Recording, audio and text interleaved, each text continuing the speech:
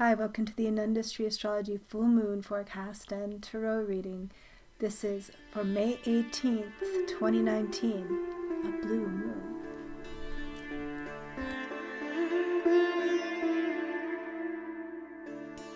So the moon is waxing. The energy is increasing. How are you feeling?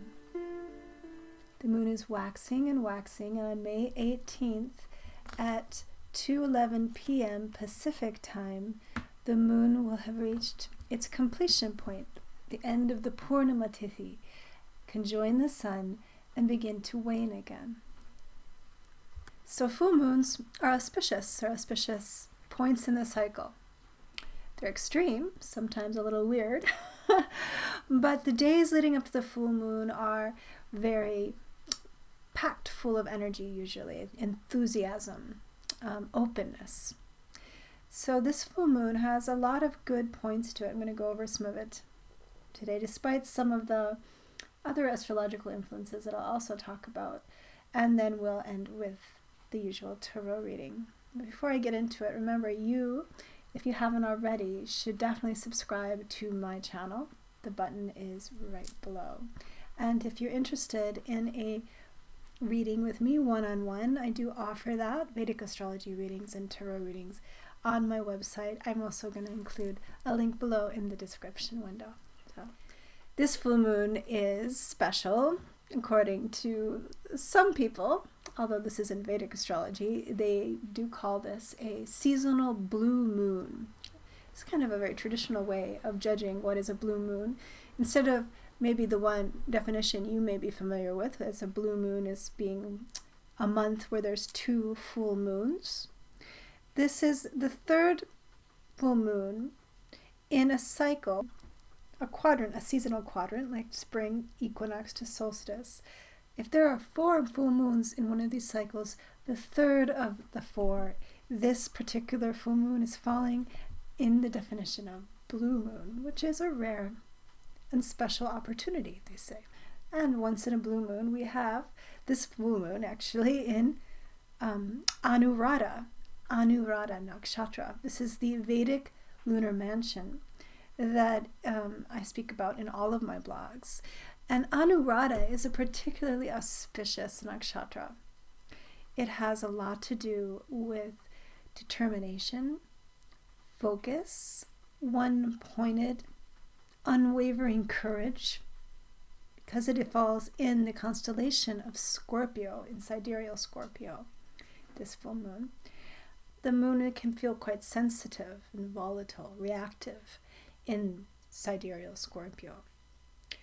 And Anuradha is the part of the constellation that's the pinchers, or the, whatever they call these, the claws of the scorpion. They're the 3 stars right at the very head of the Scorpion constellation. It's also connected to the idea of a weapon, like a staff, or like a power weapon. But also, another symbol of Anuradha is the lotus flower that grows out of the mud, right, in the muck. The lotus flower is a very spiritual symbol, a lot like the goddess Lakshmi and Saraswati sit on the lotus, as being something that can grow out of the intensity and darkness, basically, of Scorpio's mysterious energy, this passionate drive that Scorpio holds. Anuradha has the ability to bloom with the spiritual offering, the lotus flower. Very beautiful image of Anuradha. Ruled by Mitra as well, this Aditya, one of the 12 solar deities, the rays of the sun. That Mitra in particular means friendship, basically, something that's connecting, something that's belonging in the world, right? So Mitra gives a great gift to the world of a sense of connectivity within families, with communities, that's so important to our well-being, to our healing. And the unity that Mitra creates is far greater than any one person's force of will, right? So this is also the Buddha Purnima.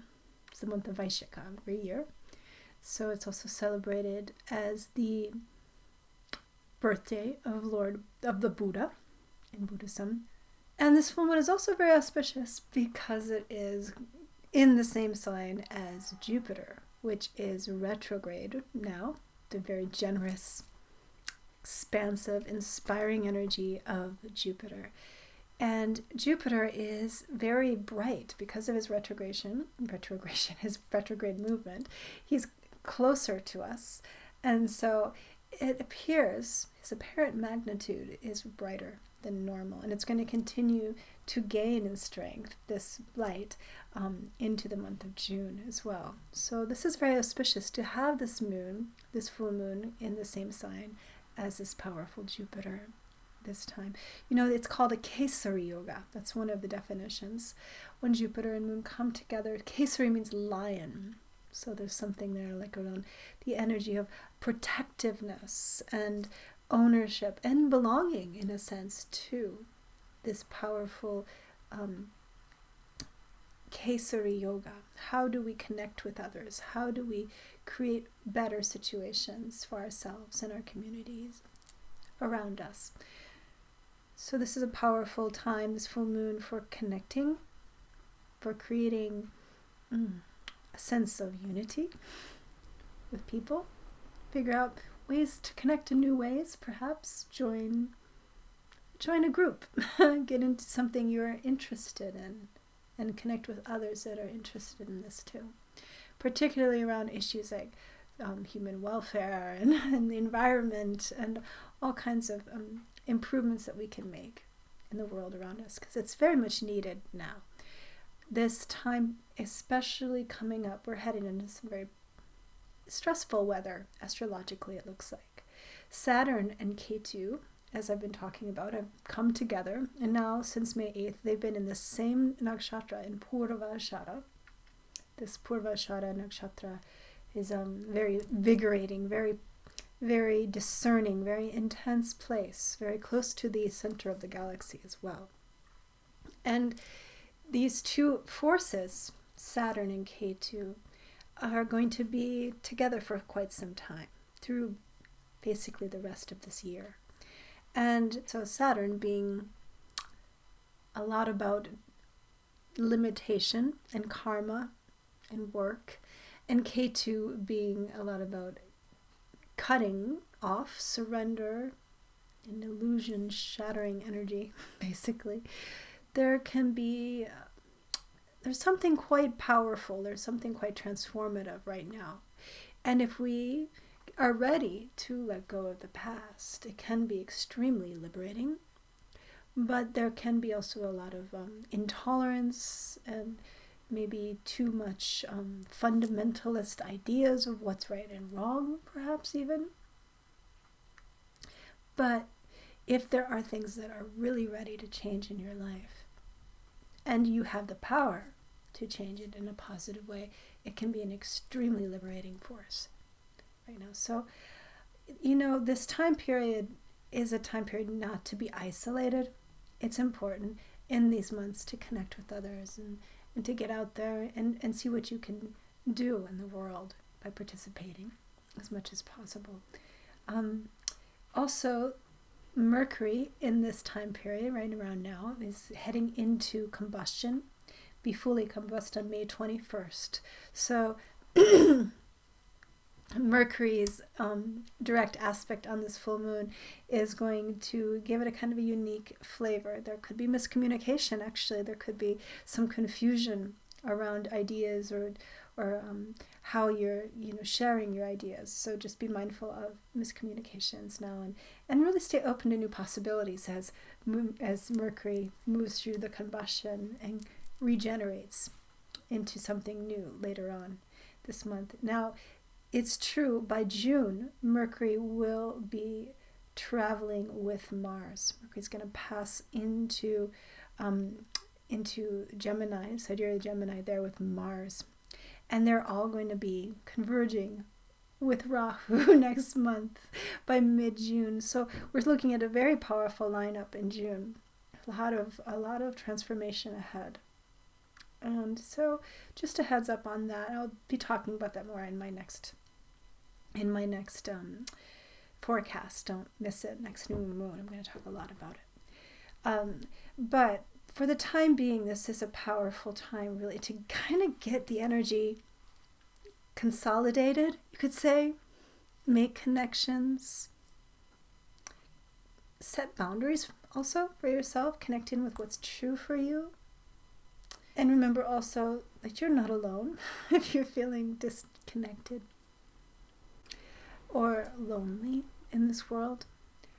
One thing I read in a Buddhist article, which is perfect for Buddha Purnima, this full moon, is that when dealing with fear, the fear is like the mind, right? The monkey mind. It comes in and it destroys our peacefulness. It destroys our even keel. Sets us into thinking about this and thinking about that, and wondering all the time, assuming the worst, right? So when dealing with fear, simply by seeing it and considering it, there's a subtle attainment in that space of fearlessness, because you're able to step back and just look at it. So that's the power of the one-pointed mind, and Anuradha has this power to change the frequency, to change enough, to make a little gap, right, in how we relate to ourselves and what we believe we can do, and how we also relate to others, and what we believe their strengths or weaknesses are as well. Okay, so let's just see what the tarot cards have to say about this full moon coming up Saturday, May 18th.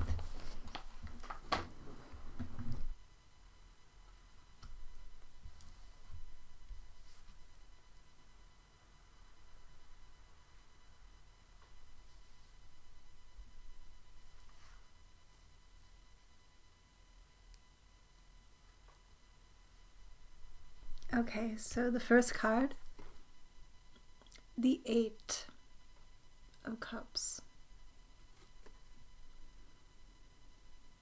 So interesting. This idea of the lotus flower. I think I mentioned that already. This in the beginning around Anuradha growing up out of the mud of Scorpio. Scorpio's a water sign, right? But it's one of these deep and murky energies, in a way swampy, because it's a fixed sign.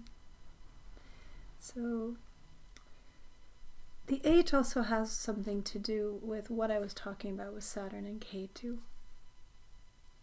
When you've reached your limits with something, and there's a feeling of disconnect to that, isn't there? A feeling of, I can't tolerate this anymore. Too much pressure, too much, I gotta go. I give up. This really is a pretty intense time on the planet, isn't it? Very uncertain. And there is the Hermit. As I was saying, this full moon, it's important not to isolate. And the cards, it's interesting, they brought up the Hermit, because the Hermit is actually associated with Virgo, which is connected to Mercury, this energy of the mind, like the Buddha Purnima, and the light of the mind, as I was saying, the one-pointed focus of the mind, the essence of our strength, always shining. It's its nature, guiding us from within.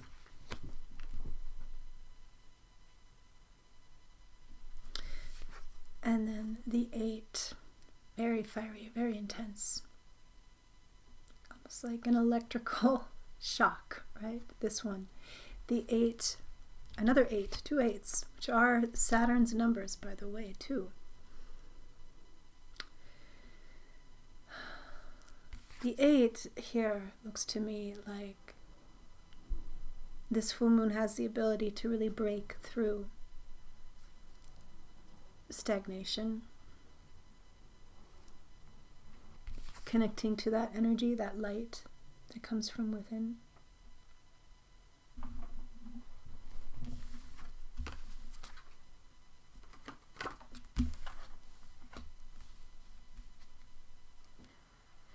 the truth may be we feel we walk alone. We carry a light that guides us, always, that never goes out. That we may have to leave things behind. There's always a new light igniting of creative power and transformation, moving quickly into the future.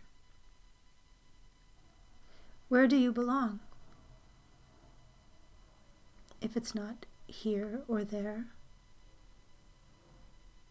is it somewhere in between, in the movement itself? Connect into that always changing nature that always gives forth new possibility. There can be no stagnation there. It's ever new and always renewing and finding truth, true connection, true belonging on its path.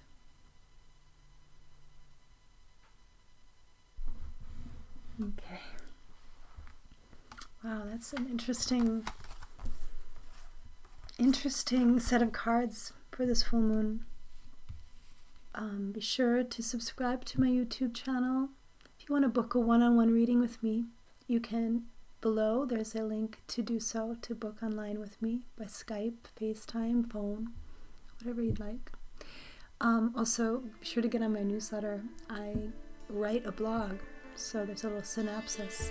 Very, very powerful to read it over. So check it out and get on my newsletter. It's absolutely free to have it delivered to your inbox every couple weeks. And I look forward to seeing you soon on the next new moon. Take care.